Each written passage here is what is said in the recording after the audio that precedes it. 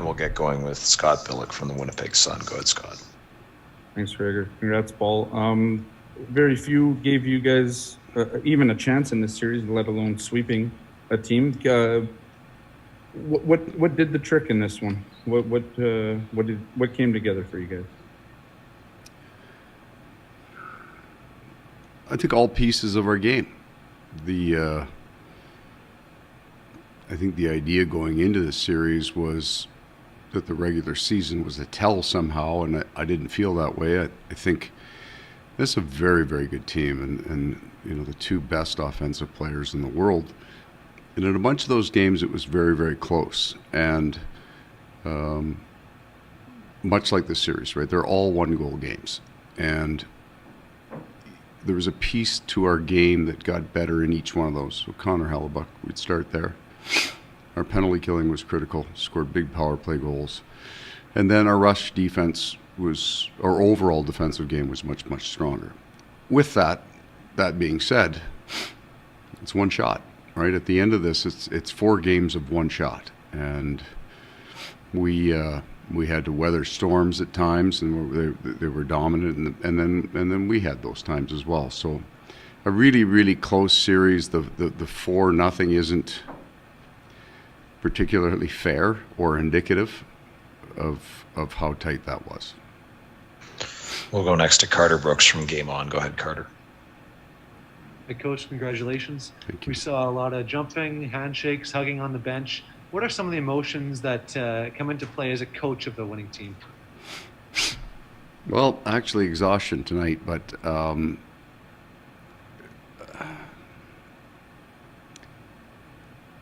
so we're a team as well, right? The team of coaches, right? You spend hours and hours each day trying to prepare your team and try to get to the next level. And when you win a game, you kind of get that instant gratification that you've done it well, but it doesn't really mean as much in the regular season, right? You're always on to the next one, and you don't get to live it.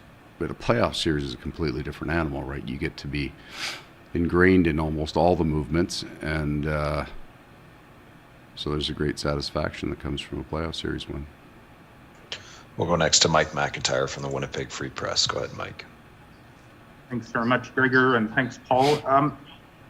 I'm trying to sort of think of an image that maybe sums up your team's effort in this series, and your captain sacrificing his body there late in the third with that block. And he joked, of course, that he's got 3 beautiful kids, and that's good. But just how does that maybe sum up the effort by your club, and when your captain and highest paid player is the one that's laying out like that? So that, I mean, I'm glad he's got his kids, because there's the funny part of hockey, because when I found out where it hit him, I was relieved, because I thought it was his wrist. We gave up 13 shots from the point last game. They got an awful lot through us. So that was an area we needed to get better at. And we had, I don't know what the final number was, but we had, I think, 27 maybe going into one of the overtime periods. And that's what they do, right? That these guys will take what we weren't good at the night before and apply it. And the captain does that, right? So he's had a good laugh in between periods about him surviving it.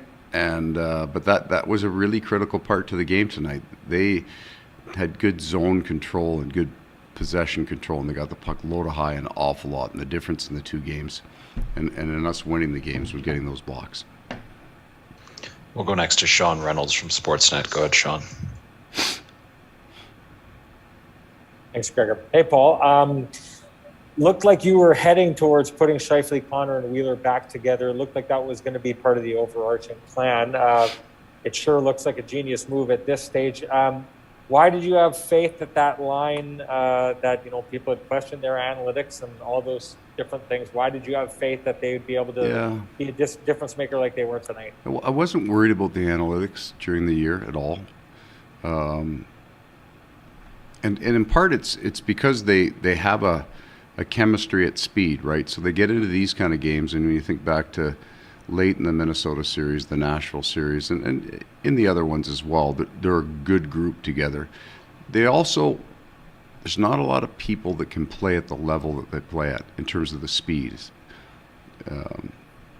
That's what separates them, right? And it goes right to Kyle Connor's game-winning goal. He's got a specific skill set, and he needs certain people to play with to kind of get to that.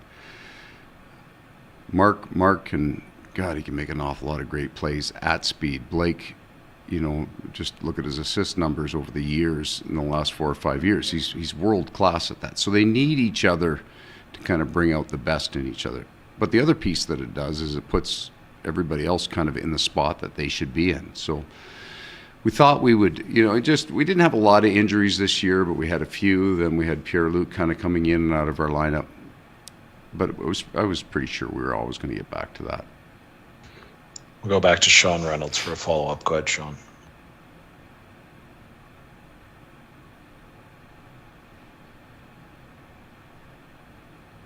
Sorry, Paul, just another lineup question. Seemed like in the third last game, you went to the Lowry matchup against McDavid's line and stayed with that for the majority of the game tonight. What did you like about it, and why did it work out so well? So we go into the first 2 games, and we don't get last change, and it was a really good, especially game 2. Mark's line kind of had to do that. And we had success, so I left it. So when we come back to game 3, I'm going to leave that because we just won 2 games. And you're kind of waiting. And then there's left-handed draws and right-handed draws. Mark was really good on face-offs, so I left him for a lot of the right-handed draws. But you're kind of in the back of your mind thinking at some point, if you need a break, like if you need to pull them off that line, because what Scheifele's line did really well in the first 2 games was kind of sacrifice offense to keep that line in check, and they did. But we get down in that game 3, now I need to get Mark away from that responsibility and that line away from it and get them loose, right? Get them against another set of D, because Nurse is always running behind. At that time was always running behind McDavid. Different tonight, he just ran behind everybody. That was an impressive display from Darnell Nurse. That was world class. So then, we have success. We have the comeback after the third period and just left it. We'll go next to Jason Bell from the Winnipeg Free Press. Go ahead, Jason. Paul, we asked Mark what's the right amount of time between the series. He said he'd practice tomorrow. I'm assuming you're not going to practice tomorrow, but is 48 hours way too soon, obviously, but would you take a week if you could, or is there a momentum thing that you want to keep? No, we've got, like all teams, back-to-back is egregious in playoff hockey. So we need to recover from it a little bit. We probably won't skate the team for 2 days, and then we'll try to kind of anticipate where the next series would start and build back from game 1. Mark will not be skating tomorrow. Even if he brings his goats, he still doesn't get to skate. We'll go next to Jeff Hamilton from the Winnipeg Free Press. Go ahead, Jeff. Hi, Paul. So obviously, besides the tons of hockey you played here in the last few days, when you look at this first round series and what you were able to achieve, Mark Scheifele said it didn't feel like a sweep. Connor McDavid kind of echoed the same thing. Yeah. My takeaway from that is that this group was battle tested in 4 straight games. So the wear and tear of the extra overtime periods, they're there, but you do get a clean sweep out of this, but you also get that experience where you were pushed each game. What's the value in that for the next series? Right. So it's if you just wrote the statistic 4-game sweep, you would think there was domination in the series or you weren't tested, right? So, and the opposite would be true. You were big come from behind win. They scored the first goal in game 1 and stayed in the fight. Scored empty net goals with a goaltender pulled, had your power play come through, your penalty kill come through, your goaltender come through.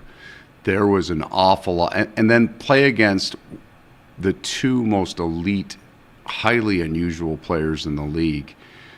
And I mean, really, even one of those kind of stories that haven't been asked about is, DeMello and Morrissey. Now, all of our defense, we would say, played exceptionally well, but boy, those 2 guys were fantastic in this series. And Josh put up points too, right, along with being so very, very good.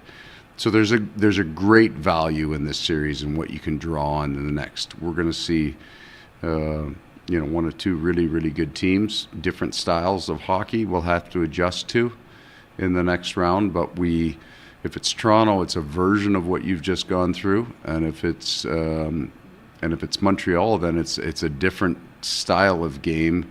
But it's not a game that we've necessarily ever played easily. I mean, they've always give us all we can handle, and you've got world-class goaltending. So we'll have to draw on it in our next round. And final question to Murat Atesh from The Athletic. Go ahead, Murat. Thanks, Gregor. Hi, Paul. I mean, after a series win, I think it's more about the team, but I can't help you but ask about two individual players. First, Blake Wheeler seemed to be leading the forecheck early in the third when you guys sort of needed a lift towards getting that time, getting in overtime. And then also just Josh Morrissey going head-to-head with Draisaitl and McDavid as he did with the Miller.